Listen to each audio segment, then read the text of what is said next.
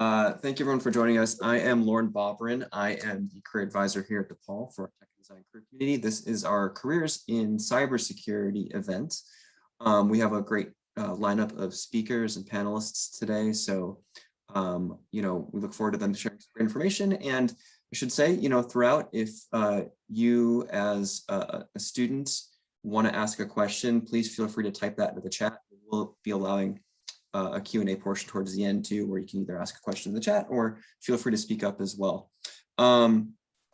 With us today, like I said, I'm Lauren Bobrin, career advisor for our Tech and Design Career Community. After today, if you have further questions about how to navigate your job and internship search, whether it's figuring out how to optimize your resume, looking for some interviewing tips or mock interviewing, if you're looking for tips on how to navigate your job search, or even when it comes down to negotiating salary or handling multiple job offers, we highly recommend setting up an advising appointment with someone like myself. We have a few other advisors as well. Sang Lee, who is also here today, is our Tech and Design Career Ambassador. She also performs student advising appointments. And with us also is Adam Cook, our Associate Director for Employer Engagement. Without further ado, I'd like to introduce our panelists for today. Fred Kwong, we hope will be joining us very shortly. I know he's running a little bit behind. With us right now, we have Kevin Novak, who is the CISO of U of Chicago Medical Center, Matthew Deshant. Matthew, I hope I'm pronouncing your last name correctly. If not, I do apologize. He is the cybersecurity consultant. Thanks, Awesome. He is our the cybersecurity consultant for Redmayne Technologies, as well as Alex Dixon, who is the director of information security for Performance Trust Capital Partners. Thank you, gentlemen, for joining us today and sharing some of your sage wisdom. So I guess let's start by just going around. I know I've kind of given the bare bones introductions, but if you can introduce yourselves and tell us a little bit more about your current role in your field. Kevin, let's start with you. Sure. I am presently the interim CISO over at University of Chicago Medical Center. I actually stepped in with the outgoing CISO who was doing a great job, but found something that would give him a little more challenge. He moved over and I kind of stepped in just because I was in between. I formerly was the CISO over at Northern Trust Bank for 9+ years, where I was the Chief Information Security and Technology Risk Officer. So had purview over kind of all first and second lines of defense. But yeah, that's about it. Matthew, why don't you go next? Yeah, thank you. Matt Deshant, about 25 years in technology. Deshant, by the way, is the Chicago pronunciation. I think it might be French, but we'll skip over that. So 25 years in technology. I spent about 20 years or so in design consultancies, working up through IT to eventually be the security officer for a company called IDEO, which is a global design consultancy. I then worked as the Chief Information Security Officer for a company called Tempus, which was a medical startup using big data to help cure cancer under our resident billionaire, Eric Lukowski.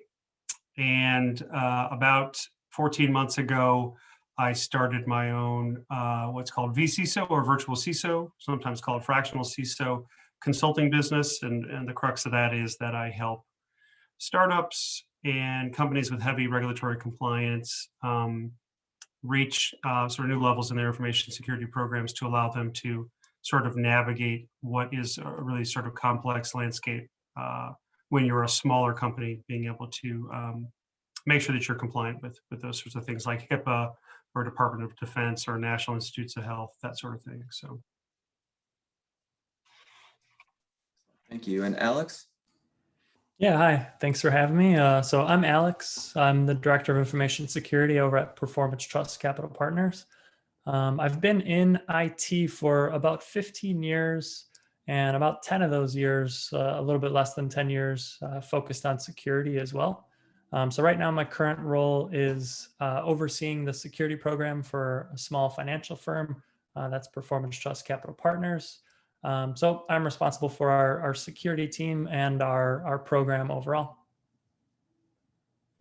Awesome. Thank you, everyone. I think just to next question I ask, we have a lot of folks here, current students and a couple of recent grads, I think, that are really just starting their journey in this field. So next question, I'm going to ask you guys to jump in the Wayback Machine and take us to your first job in cybersecurity or information or network security. Tell us a little bit about that role. Like,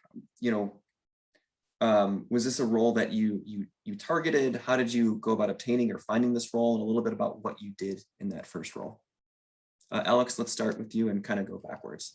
Yeah, sounds good. Yeah, so maybe I'll go back even a little bit further just to kind of go over my interests, kind of prior to school. So at that time, it was like really in high school that I started to have an interest in cybersecurity. More from the research perspective, or what is possible. So it kind of started there. And at the time when I was pursuing college, there wasn't a lot of options available in terms of like, I'm going to go for undergrad in something that's cybersecurity specific. So for me, it was a little bit of a shift. I know that I wanted to do something in security in the long run, but there wasn't as many undergrad opportunities. So what I actually did do is I pursued computer networking, basically. So kind of just for me, it was pursuing an understanding of how computer networks worked and how computers communicated together. And that kind of led me into after graduation. So I had an internship during school, which was more of like a help desk role. So kind of started to get exposure to IT in general in the workplace. And then after graduating, I ended up actually working on a help desk, which maybe a little bit later on, we'll kind of talk about that as an option too, or I can kind of go over some of the things there. But I thought it was a great start. I started off on the help desk. Eventually, then I went into a role as a system administrator and kind of focused there. And from that perspective, it was like, kind of always having that security mindset. So for me, it was securing things from the system administration side and the help desk side. And then it got to the point, the company that I was at the time, we had an opportunity to actually, I moved into management after system administration. And then we had an opportunity to kind of start our security program. And I was always interested in security. So that was a really cool opportunity for me at the time. So I actually did not start my security career as, kind of an individual contributor. I started from a management perspective. So at that time, I began building out our company's program and kind of overseeing things from there. So that was kind of my way in, starting with the help desk sysadmin side. And then after having some management experience, kind of getting into cybersecurity from that management perspective. Matthew? Yeah, definitely my focus on security happened at my time at IDEO, and I'm not really sure whether I stepped forward or everybody else stepped back, honestly. I was a network administrator and a network architect, and IDEO at the time had many offices around the world in some pretty sensitive places like Shanghai, China, India, Singapore, and that sort of international presence really led to a real need for some robust security. Probably my first real direct experience with that was that our accounting services were in Palo Alto, California for the Shanghai office. And at 2 p.m. every day, the internet connection would be severed by the Chinese government, and they would plug in their data capturing devices and just capture anything that was flowing towards the United States. And so we only noticed it because we would do accounting at that time and notice them unplugging the connections. And so I spent a lot of time overseas trying to, I guess, in a way, play a bit of cops and robbers here and spycraft to sort of thwart any efforts they had to steal our intellectual property, because we were, embedded in their countries. And if we had followed by their rules, we were supposed to hand over our encryption keys for information. So that sort of manifested itself into sort of this physical box that we called the Cube. It was something, there's a shop in every audio office, a machine shop and woodworking shop and whatnot. So I hacked apart a Pelican case designed to carry sensitive equipment and stuffed a bunch of network and security equipment in that. And we would have project teams that deployed around the world in all sorts of places, and would have to pop up a project team for 6 weeks and do work, but they'd have to do it securely. So they had a box that had all this network and security equipment in it. They could plug it into any voltage and it would go live and tunnel its way back to the nearest and closest terrestrial audio office and allow them to, do their work and do it securely. So it was just out of the needs of the Wild West of global operations that I really got interested in security. And I guess finally, IDEO worked with some of the biggest companies, Fortune 500, Fortune 10. And one of the things that is really important in information security is understanding your compatibility with your counterparts, whether those are vendors or whether those are clients. And you guarantee that there is always a mismatch. You are never doing anything quite the same way as everybody else does. And so what you have to do is find those norms or commonalities to say, yeah, I get it. You're Ford Motor Company. You have 400,000 employees and you're ISO every XYZ. And we're this little design consultancy. We don't do security the same way. But here are the ways in which we can explain that we're compatible and try to show that we are just as dedicated, but with different resources. And so the ability to explain your positioning on how you do security well is really paramount to being successful in this field. Yeah, agree. So China's gotten better. They don't need to unplug anything anymore. And generally speaking, they probably don't need to ask for keys anymore either. But my origin is unfortunately going to show my age a bit. But I actually started my formal education and background as an accountant and CPA auditor. And really my career is kind of this progressive kind of identification of something that really interested me or something that I needed to get done, and I just did it. And so, I was running an accounting department for a travel agency, and no one could produce reports for me. And so I started programming and started learning how to do database administration, learning how to interact with the mainframe and get information. And eventually my boss saw that and said, awesome, you know what a computer looks like from the inside. And so therefore you own IT also now. And I was like, all right, cool. And really started taking on projects and jumping on the opportunity that I had, while still being the head of accounting, and replace the topology. And here's the aging part, right? So the topology at the time, if anyone even knows what this is, was 4 megabit token ring that I replaced with 16 megabit token ring. And Novell 3 binary to 4.1 directory. And so it got this experience, and eventually realized I'm far less of a ledger geek than I was a computer geek, and I decided to take a step back in my career.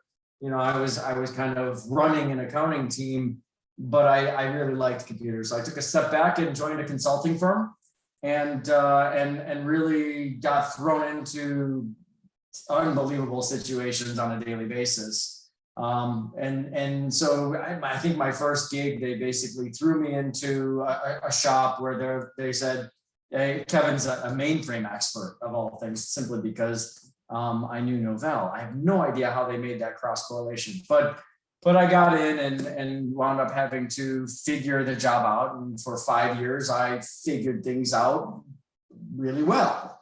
And so you get good at faking it really, really awesome if you do it on a daily basis. And so I kind of became their special forces. And I'd be shipped into really awful scenarios, somewhere in the world, and I'd have to recover things and get it back up and working. But during that time, we started seeing some practices that we just knew were going to become real problems.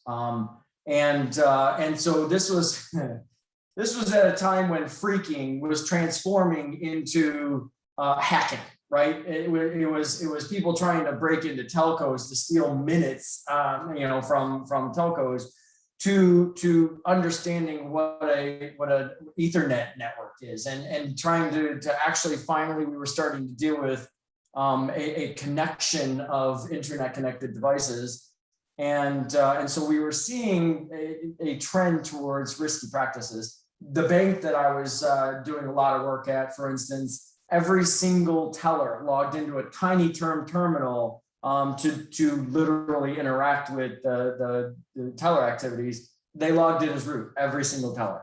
And so we started seeing this, and we'd bring the attention of various individuals, and they'd be like, well, that's what everyone does. So I don't know why this is a problem.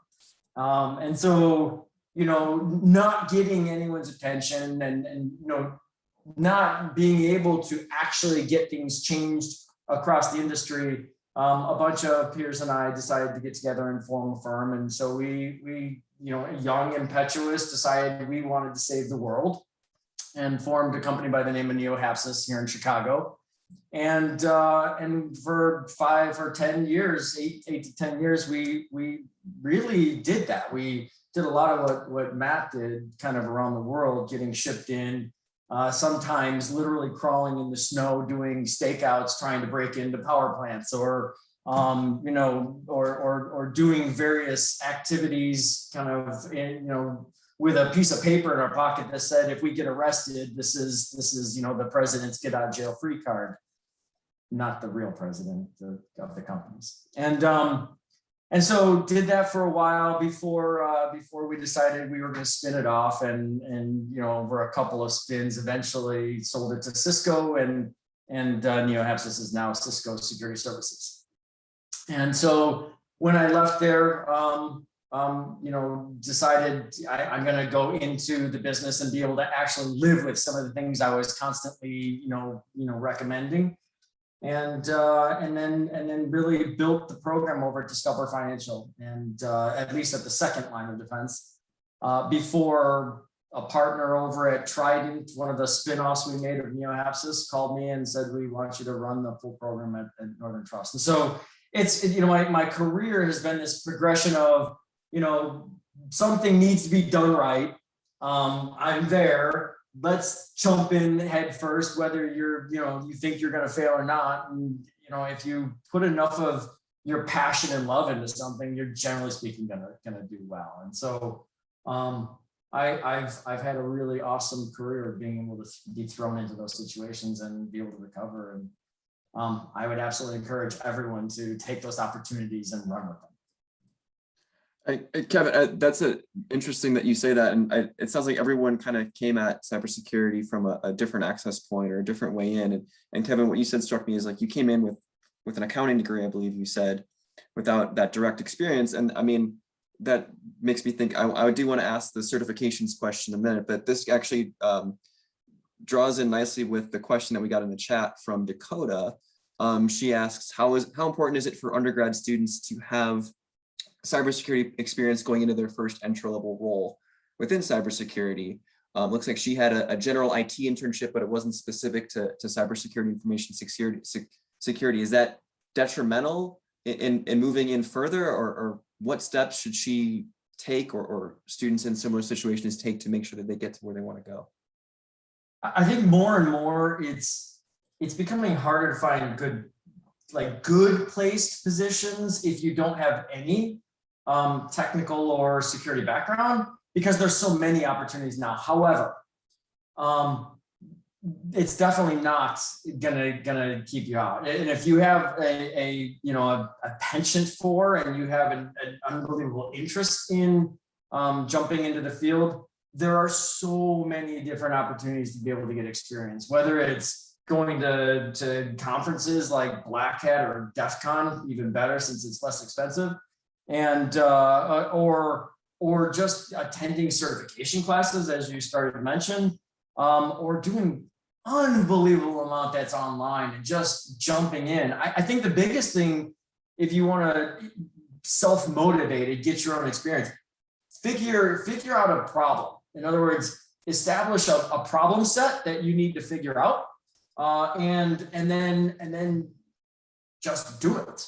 I wouldn't recommend hacking kind of the way we did when I was first starting out to practice, because back then the agencies that are now very involved would probably jump a little harder on you than they did back when I was doing it. But from the perspective of the availability of stuff online right now, you can get a ton without even spending a cent, or at least a very small amount of money. But to Paul, I mean, when I was running the OHAPSIS, we were really involved in helping build the original security program of Paul, and there's an amazing set of programs there. So you're really fortunate to actually be at a place where they have some unbelievable programs. Love to hear what my colleagues.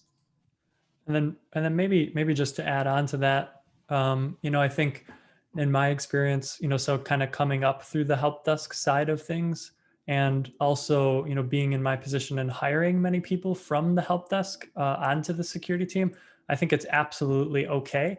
It does feel a little bit harder to kind of get into security with no security experience at all. And then that's kind of like the catch-22 is like, well, then how do you get security experience? And I agree with a lot of Kevin's suggestions there. Those are great ways to get that exposure and experience. But if you can land something where, maybe it's an internship on a help desk or the sysadmin side, or even that first role, at a good company, somebody that has a good security program. A lot of the time, one of the things that we're doing is we kind of have a formal security champions program where we'll look for people on different teams that can spend some of their time helping security. And those are great opportunities to get exposed to security in the workplace, and then also get exposure to, whoever's leading that. And like I said, we've had multiple people who came up through the help desk. Actually, I even had somebody who finished undergrad at DePaul with a cybersecurity degree. We hired him for the help desk at the time. And then about a year later, we moved him over to the security team. And then after that, I've done similar with somebody else who didn't have a security school background, but kind of had a strong interest and was participating in some of the things that we had available. So yeah, that would be my suggestion. I think it's absolutely okay to start somewhere else and just show that interest, get your hands on some of the things that Kevin was talking about, and you can then move over to the security side. Yeah, I would definitely agree with Alex and Kevin here. The bar is low. And what I mean by that is the bar is low to get access to just a dearth of information that is going to help you. Everything from LinkedIn training to OWASP, CIS, CSE, just study a control framework, go on NIST and read yourself to sleep for the next 30 nights. I mean, the available public information is outstanding. There's one thing to keep in mind here. Alex, I don't know if you know Arlen McMillan, but certainly Kevin and I do. And Arlen has a good story where he talks about how tailors, farmers, lawyers, real estate owners have been in their careers for thousands of years. The first CISO was 1990. We are still in the Wild West period here for this profession. That is a good thing for those people that have high desirability to do well in this field. And so I'll throw some consultant speak at you for a second. Think of it in this framework: desirability, feasibility, and viability. So to Dakota's question here, seems like Dakota's got high desirability to do well in this. So next to figure out is feasibility, how to make it happen; viability, how to make it last. And if you find that you try it out and you really like it, and I think it really helps with a couple other skills like, look, there's no reason to do information security unless you're taking a people-centric approach to this. We're protecting people. That's why when we say people, process, and technology, we say people first, because it doesn't matter. The rest of it's irrelevant if you're not helping people and you're not helping them ultimately with their privacy. So forget about security for a second. You've got to think about this in terms of confidentiality, which means you are both secure and private, because you cannot unring that bell in privacy. Security, we can throw controls here and there and strengthen it up and fix some things. you are not undoing putting it back together again. And so it's super important that if you have the desirability, you can right now go and get access to just about anything that you want to. And I guess I would close with the final thing in terms of other critical skills that I look for, and I've been looking at resumes all this week here, is critical thinking skills, things that you just generally learn in college. My degree is not in information security, it's in mechanical engineering, because I like solving problems. And putting together an information security program is one big gnarly problem that has to be sorted out in pieces. Otherwise, it's completely overwhelming if you don't break it down into manageable chunks. So desirability, super high on my list. Critical thinking skills, super high on my list. I also like people that get calmer under pressure, that sort of have the reverse effect, because I do need my teams to respond to incidents when they come up, and they can't panic. We have to fix it. Something very bad has happened. And so I frequently do interviews that are scenario based and designed to trip you up, put you in a situation you cannot win. I'll nerd out for a second. Anybody that knows what the Kobayashi Maru is? That thing. Unwinnable scenario, just to see what'll happen. And some people realize they're in the scenario and work their way back out. Some people I've seen almost break desks over the frustration of the testing that I'm putting them through. So do you have to know how to run a tenable vulnerability management scanner to get hired as an analyst? You do not. You have to have critical thinking skills. You have to problem solve. You got to be calm under pressure, and you got to want to do this job. Yeah, I think no matter what, my best employees, all of them had an absolute passion for what they did, and they wanted to. I love think about the people, the best security people out there. They actually they have this desire to be a superhero. They really to save the day. It's not an ego thing. It's about, you know, being a defenseman, being a goalie, being the one who's really looking out for the people. No, that was really good. I do want to jump in. Fred Kwong has just joined us. Thank you, Fred. Fred, if you can just take a moment to introduce yourself and describe your role.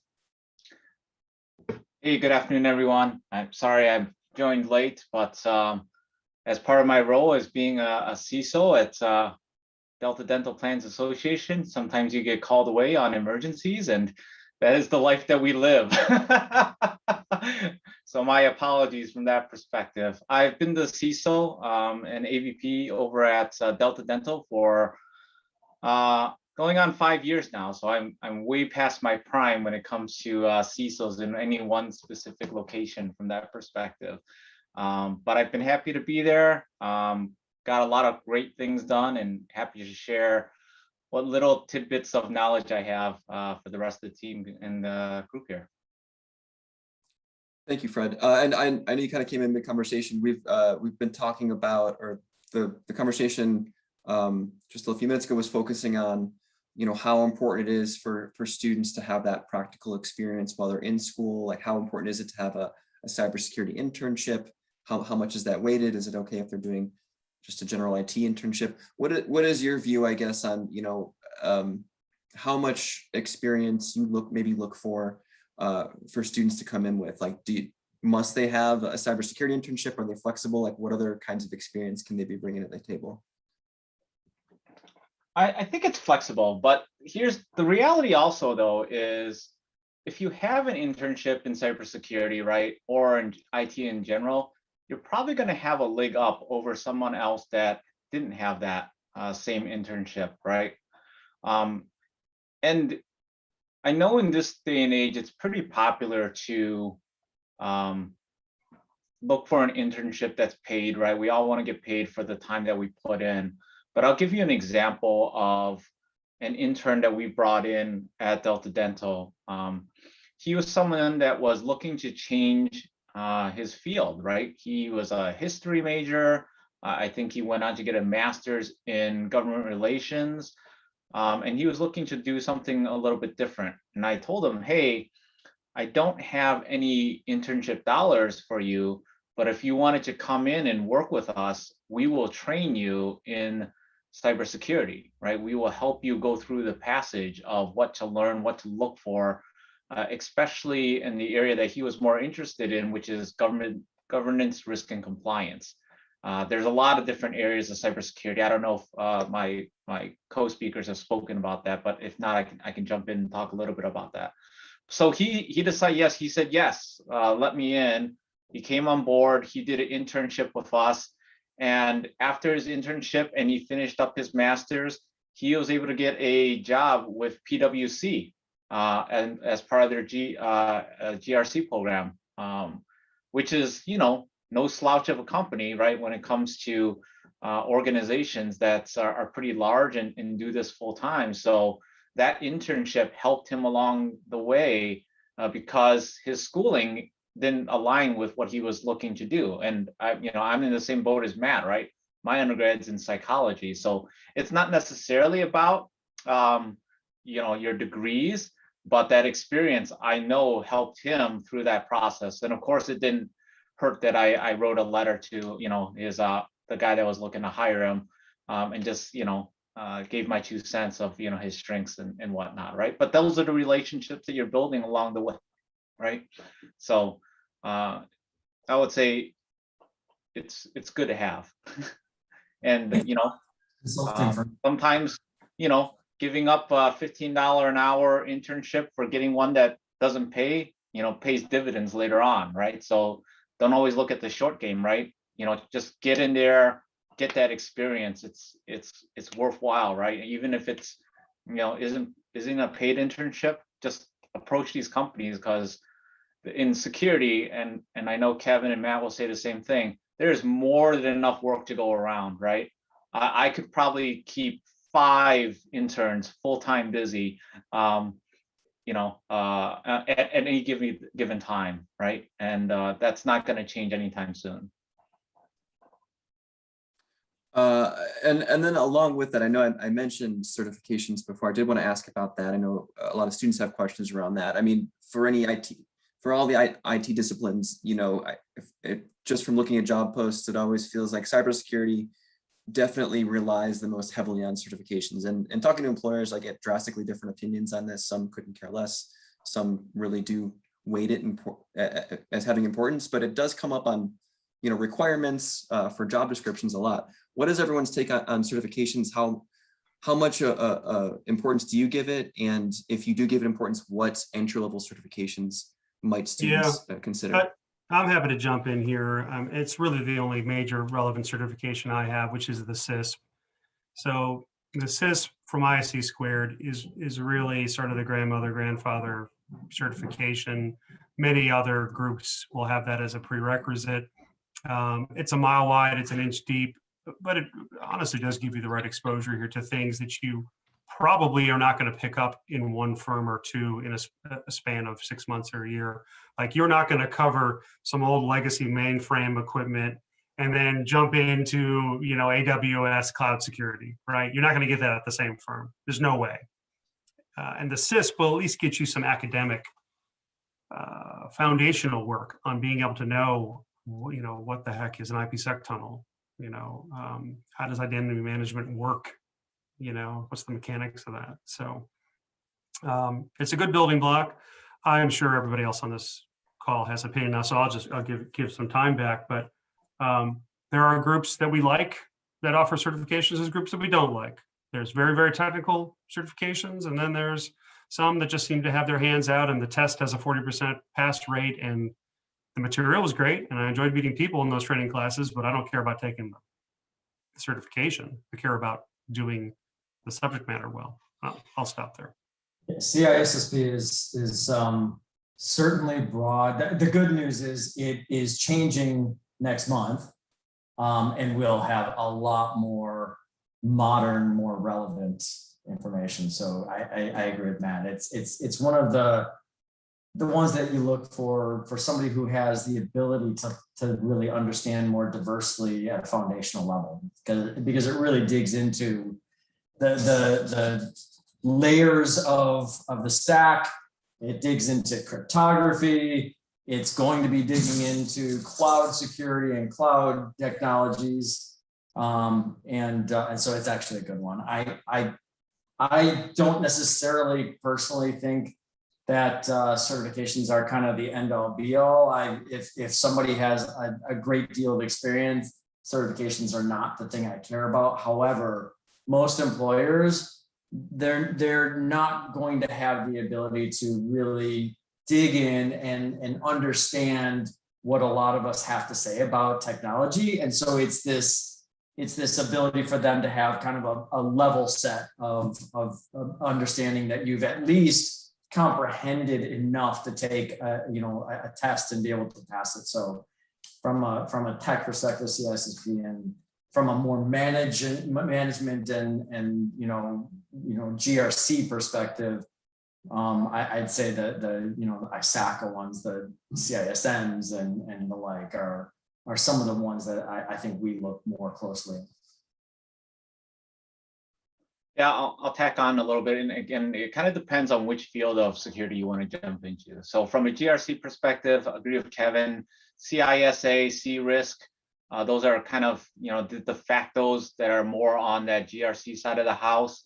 For the overall, OSCP, it's good, but it's also, there's a lot of theoretical and not as much practical. And like Kevin said, that's changing, which is good.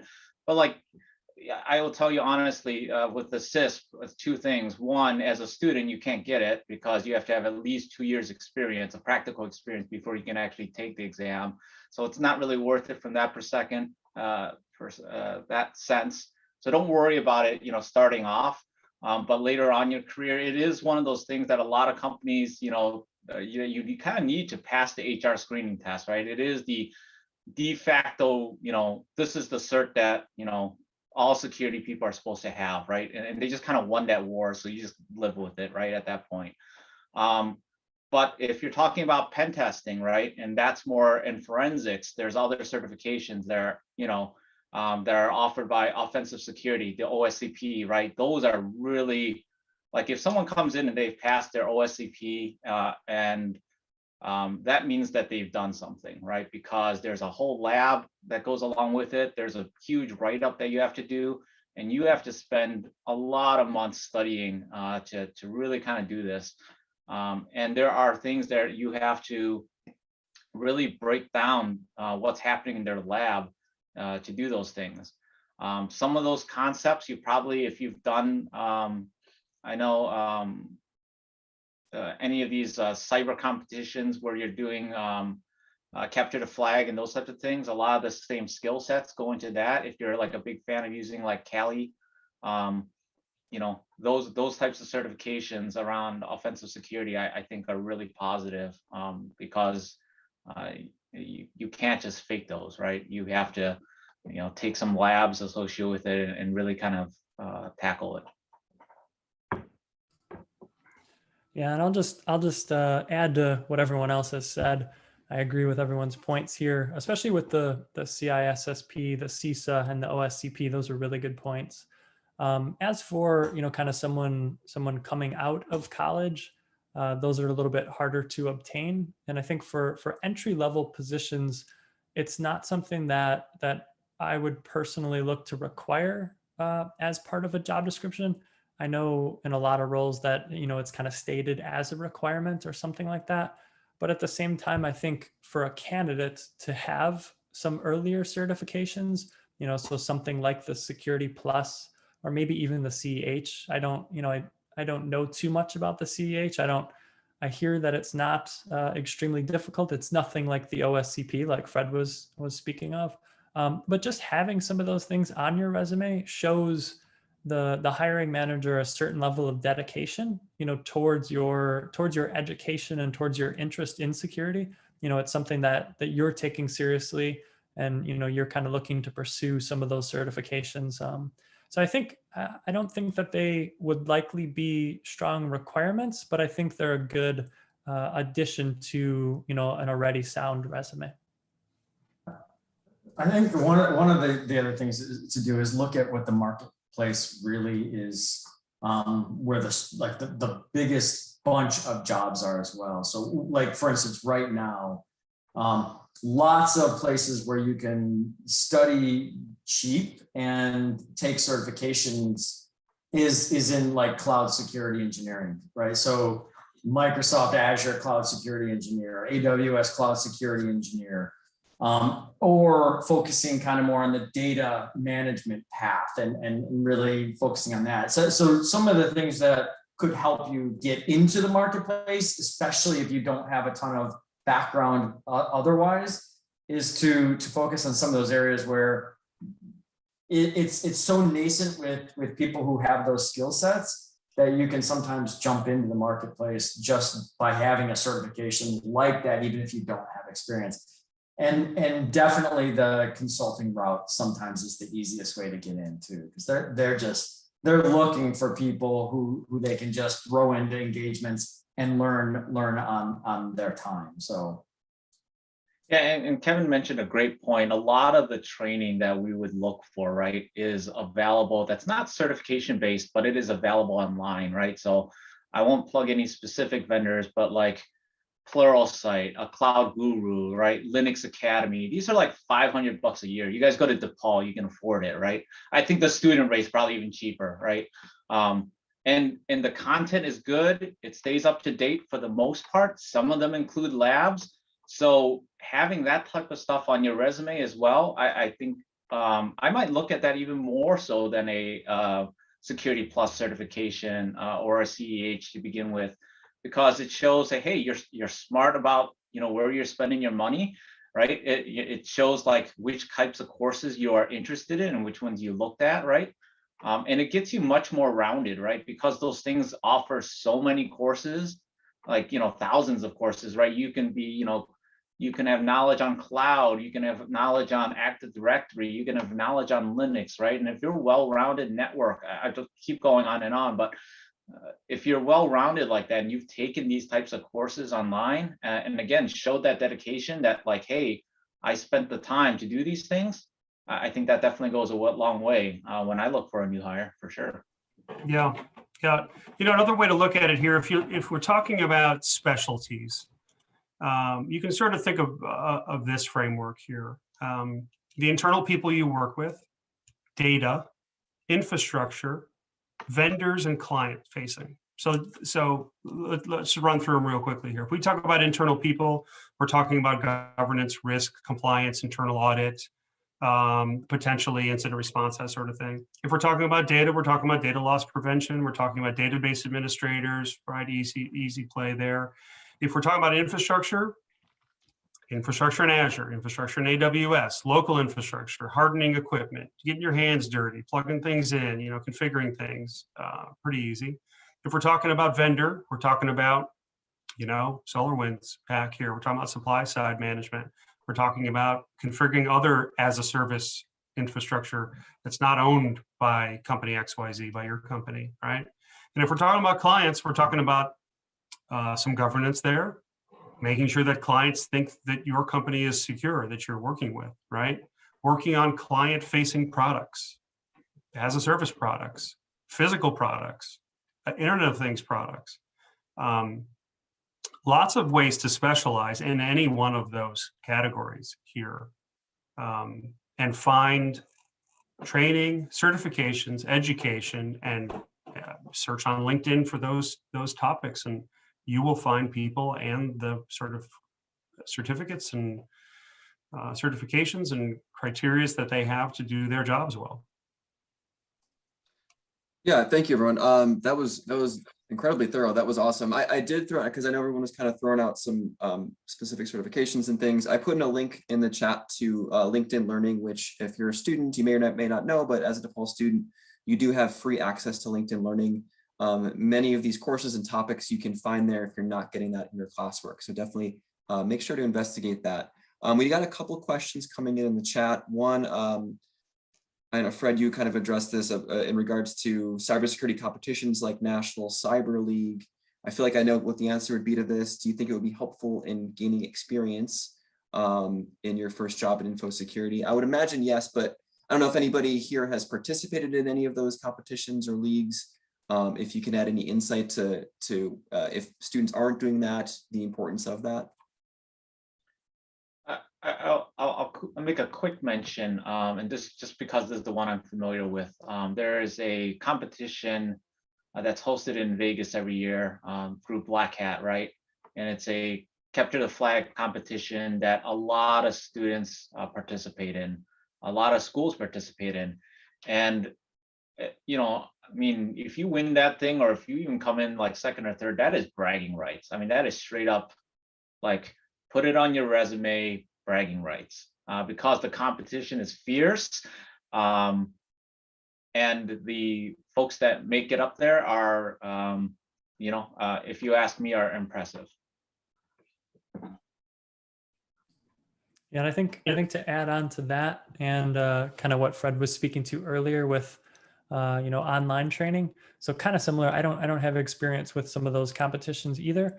But things like Hack the Box or Try Hack Me, I believe have some sort of different competitions or certifications that you can get involved in as well. So those might be a really good opportunity for something similar.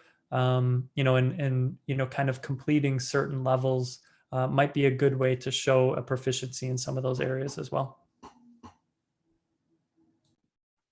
I would also think about just a couple of analogous examples. So I like to cook. I cook every day, and I enjoy it tremendously. I would never want to be a chef in a restaurant.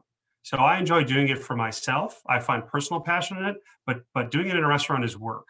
And I think you got to think about what it means to do this for fun versus doing it for profession. In the design world, the difference between an artist and a designer is also that clear cut. You know, doing art is doing art for yourself. It's for your own satisfaction. Being a designer means that you're working with clients. And I think anybody that's ever been in a consultancy or worked for a company with clients would argue that it's much easier when there's no clients. But of course, they pay the bills. So I think you've got to do some self-actualization and sort of think now, do I want to do this sort of thing for real every day? Is that the kind of work I want to do? Because, you know, there are offensive and defensive type works in larger, more, you know, mature information security groups, right? Where you have the ability to do that sort of red team, blue team testing, but that's not in all groups. Sometimes you got to do the boring stuff too, right? So it's not always capture the flag. And the more eyes wide open you have, I think, about this, I think the better position you'll be for a satisfying career. That's a great point, Matt. I just want to add on to it. Depending on the type of personality you have, might lean you towards one career or the other. If you're someone that has great attention to detail, GRC is a fantastic career for you. You will be happy there. If you're someone that likes to firefight, right? Solve problems, right? Security operations is your area of focus, right?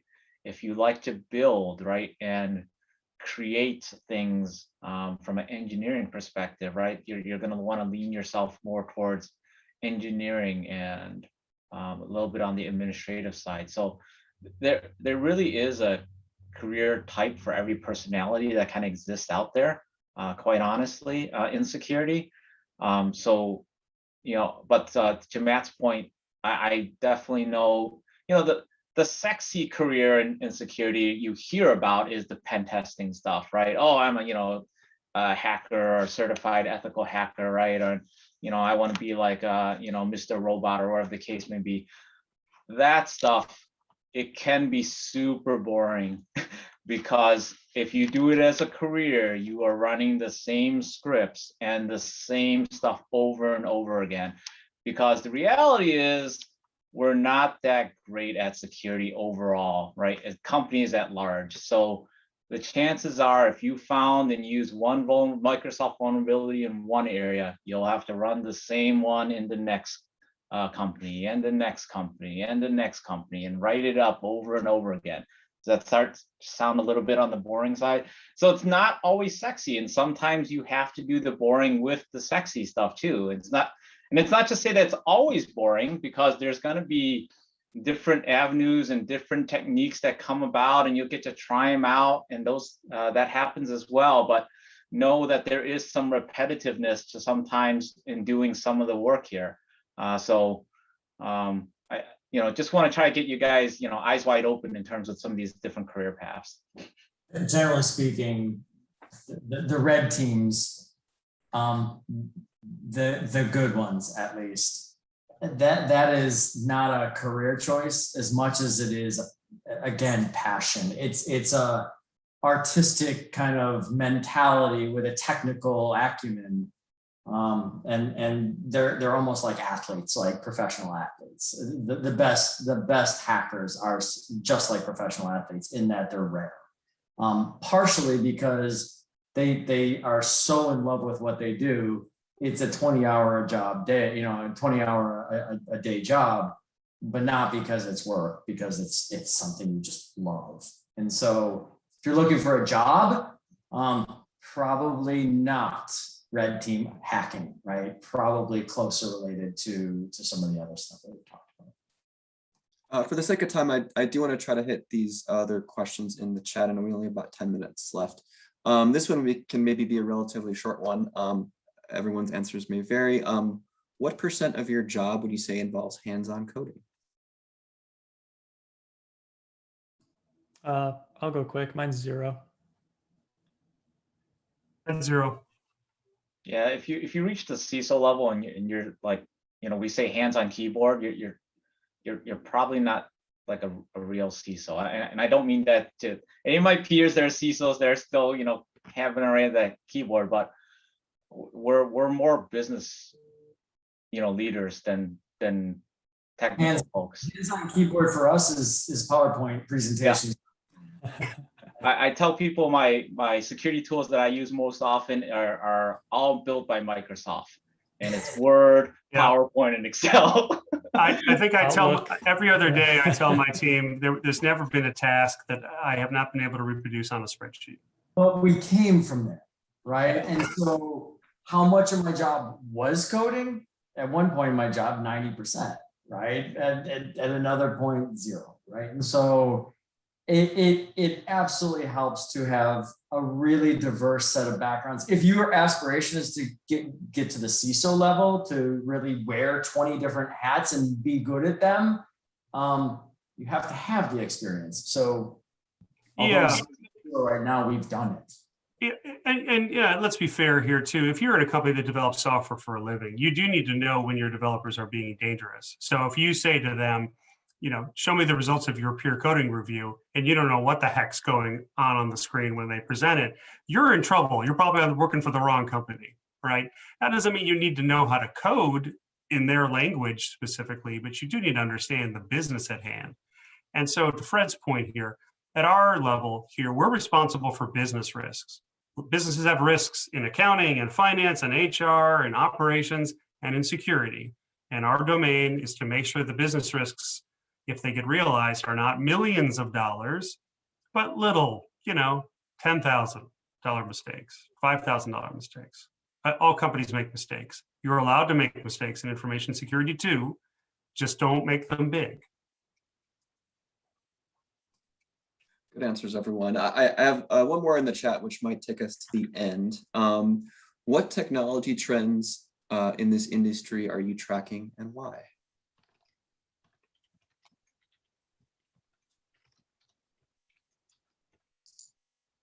All crickets. For me, I think that just the departure from captive on-prem to 100% cloud, kind of this transformation of everything moving to public cloud is the thing that is the hardest to keep up with, to be quite honest. And it's not just understanding kind of the basic, AWS, Azure, Google paradigm. It's everything that's starting to come forward within those paradigms. It's full environments, now understanding artificial intelligence constructs within those environments, really moving towards a very unified global environment and be able to actually secure it without letting go of too much, but having the right guardrails in place. To me, the thing I'm tracking most is that, even though we've been party to, the blockchain environments that are kind of constantly evolving, et cetera. But for me, the public cloud environment is changing on a daily basis. It's really hard to keep up with them. Yeah, yeah. I would say probably the two for me are privacy issues. We are going to see some national and eventually global privacy laws here because there is just the blatant theft of that sort of information. Just about every citizen in the United States has had their identities stolen in one way or another. Right in general, right? I mean, yeah, you just, that information is freely flowing, and we are seeing the free flow of genomic information out of the United States at a rapid pace here, and that is not going to be used for good purposes in many cases. It can be quite dangerous, actually. And then the breakup of big tech and what that means. That's coming and coming soon, and they have their own bents on maintaining this idea that they can continue to do business because they are willingly violating privacy by our agreement to use Instagram and Facebook and other things like that. And so the protection of our own personal intellectual property is going to be pretty big here coming years. I think the last one I would add there is just pay attention to quantum to be a game changer from a global power perspective. I think some of the major national powers are actually going to be able to leverage quantum computing sooner than I think most people. I think from my perspective, two trends that I'm following closely because it's kind of happening right now for us at least is on the application side, a movement towards containerization. So that is something that for our firm has been happening over the last couple of years, and it's kind of ramping up at this point now. So that's something that we're following closely. How do we kind of support the application development teams and secure containerization, things like Kubernetes, that sort of thing. And then the second one that we're also kind of thinking about shifting and how do we kind of incorporate our current tool set with the shift towards remote work. And so for us, it's a lot about or much about not necessarily securing the perimeter, but securing the endpoint and securing identity. So it's a little bit of a shift for us, ensuring that our tooling and our processes, can kind of focus on the endpoint and identity rather than trusting because you're behind, because you're at the office and behind that secure firewall, that sort of thing. So those are my two that I'm dealing with more currently. Yeah, I'll tag on with Alex as a last thought here. Definitely the shift to security, more integration into the CI/CD pipeline, continuous integration, continuous delivery. That shift for most organizations is moving into a product model. A lot of organizations are definitely shifting in that direction. So it's not just security anymore. You need to be able to integrate it into the DevOps process, the DevSecOps, and not just as a buzz term, but the true integration that actually needs to exist there from an automation perspective. I think those are going to be key. The second thing that I'll mention is data is the new oil, right? For every single company out there. It doesn't matter if you're in security or IT, if you know and can do things around data analytics, these are things that will help your career. We do data analytics all the time in security. If you think about all the log and information that we get from a security perspective, but those same skills are transferable into the business sector as well. And the data sector around machine learning and AI is super hot right now. This has been great. I know we're kind of out of time. I do want to thank everybody. This has been a wealth of awesome information. So many stuff covered and so many stuff we did not even get to. We barely touched on remote work. And I think this is the first event we've done in a year where COVID was not brought up. Whoops, I just ruined it. But this has been great. I am, if our presenters are okay with it, I'm going to share LinkedIn profiles with our guests if they want to connect and strike up conversations later. And this recording will be sent to all of our students as well. Again, I want to thank all of our presenters, all of our students for listening and asking some great questions. Again, thank you so much for your time, and everyone have a great evening. Last thing, sorry, Lauren, to cut you off, but also if you're looking for jobs, internships, keep an eye on Handshake, for postings from organizations that our panelists are connected with. Lots of great open positions that are active right now. So if you're looking for roles, chat with Lauren, reach out, chat with myself. They're out there. So Yep, I would have some up there now. So please do exactly. reach out if you're interested. Yes, if anyone wants to do any final plugs, please feel free. I I know Redmayne is hiring. Yes. Kevin's dogs would like to plug. Awesome. Thank you, everybody. Thank you to our panelists. Thank you to our students. Really appreciate your guys' time. Thanks, everyone. Thanks, everyone. Good luck. Bye. Thank you. Bye. Thank you. Have a good night. Bye-bye.